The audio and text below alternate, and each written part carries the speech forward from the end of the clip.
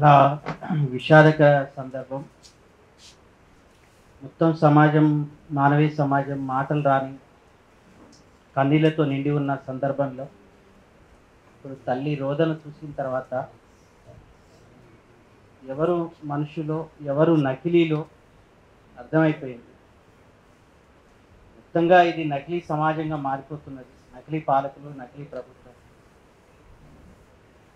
నిజంగా తెలిసి ఉంటే వాళ్ళు నిజమైన హిందువులే అయితే, వాళ్ళు నకిలీలు కాబట్టి అట్లా చేశారు. నిజమైన హిందువులు అయితే ఆ తల్లి హక్కుని గౌరవించేటోళ్ళు కదా.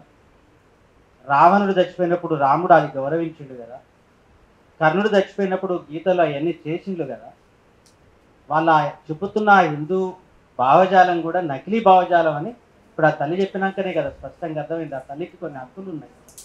హక్కులు కాదు, వాళ్ళు అనుకున్న సనాతన ధర్మంలోని తల్లి బిడ్డ తల్లికి మధ్య ఉన్న ఆ చివరి చూపుల పట్ల ఉన్నది కూడా ఆ సనాతన సాంప్రదాయాలు కూడా ఉన్నాయి కదా.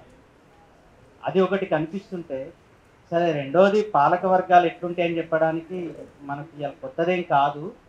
అది గుబేరాని నుంచి మొదలుకుంటే, రోజా లగ్జంబర్గ్ నుంచి మొదలుకుంటే, భగత్ సింగ్ నుంచి మొదలుకుంటే, ఇప్పుడున్న నంబాల రాకేష్, మన ముందున్న మనుషులందరినీ ఎవరు మనుషులో ఎవరు వాస్తవ మనుషులో వాళ్ళని మనుషుల దగ్గరికి పంపకుండా ఉండడానికి ఎట్లాంటి చర్య చేపట్టాలో వాళ్ళు చేపెట్టినారు. అది జరుగుతూ వచ్చింది.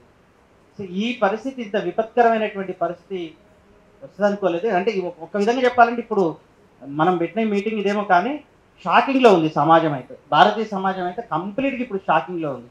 అసలు భరతమాత ఇక్కడ ఉంది, అసలు తెలంగాణ తల్లి ఇక్కడ ఉంది. వాళ్ళ చేతిలో ఉన్నది నకిలీ మాత, వాళ్ళు చెప్పేది నకిలీ భారతమాత, నకిలీ తెలంగాణ తల్లి, రెండు కూడా. ఇంత జరుగుతుంటే రేవంత్ రెడ్డి స్పందించాలి కదా ప్రభుత్వం. చంద్రబాబు స్పందించకపోవచ్చు, చంద్రబాబుది ఏందో తేలిపోయింది, కానీ ఈ ప్రభుత్వం అయినా స్పందించాలి కదా. ఆ దేహాలన్నా మాకు ఇవ్వండి అని చెప్పొచ్చు కదా ఈ ప్రభుత్వం. ఆ మేరకైనా అడుగులు వేయవచ్చు కదా. ఇది కూడా ఎంత అమానవీయంగా మారిపోతున్నదో, ఒక్క తాను ముక్కలు అని చెప్పడానికి ఎంత స్పష్టంగా ఉన్నదో. ఇంత జరుగుతుంటే రాహుల్ గాంధీ గారు కూడా మాట్లాడాలి కదా. అర్బన్ నక్సలైట్లని ముద్ర వేసుకున్నావు కదా, ఈ శవాల హక్కుల గురించి అయినా మాట్లాడాలి కదా. అంటే ఇలా పార్లమెంట్ అక్కడ లేదు, నకిలీ పార్లమెంట్ అది ఉంది అక్కడ ఢిల్లీలో.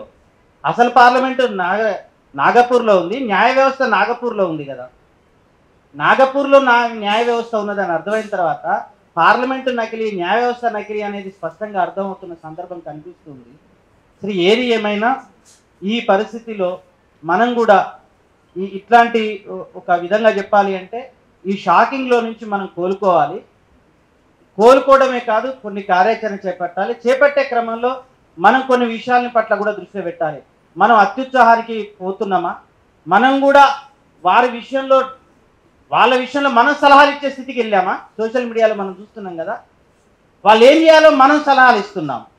ఈ దుర్మార్గమైనటువంటి స్థితి, ఆ కామెంట్స్ నుంచి కూడా మనం బయటపడాలి.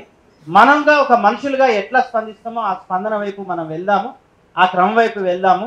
వేదికగా ఈ మానవీయ క్రమంలో నిజంగా ఇంత అనాగరికంగా సమాజం మారుతున్నప్పుడు, పాలకవర్గం ఇంత క్రూరంగా మారుతున్నప్పుడు, ఇందులో మనుషులు లేదు అని చెప్తున్నప్పుడు, మనుషులు ఉన్నామని చెప్పేటటువంటి ఏ కార్యక్రమంలోనైనా భాగస్వాములం అవుతాం. మేము కొన్ని కార్యక్రమాలు తప్పనిసరిగా తీసుకుంటాం.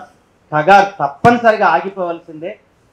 ఎందుకంటే పేగుబంధం, తెలంగాణ పేగుబంధం అంతా అక్కడే ఉంది. దాన్ని ఏమంటారు కదన్న, మాయముంత, నక్సల్బరీ మాయముంత ఇవాళైతే తెలంగాణలోనే ఉంది. ఈ మాయముంత మొత్తానికి పోయింది కదా, దేశమంతా ఉందిగా. ఇవాళ అమరుల దండకారణ్యంగా ఉన్నది.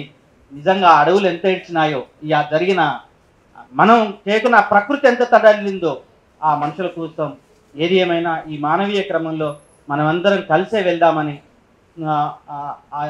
ఆ భావోద్వేగాల క్రమమే కాదు వాస్తవ రూపంలో కూడా మనం కలిసి ప్రయాణం చేద్దామని కోరుకుంటూ అవకాశం ఇచ్చినందుకు ధన్యవాదాలు సార్.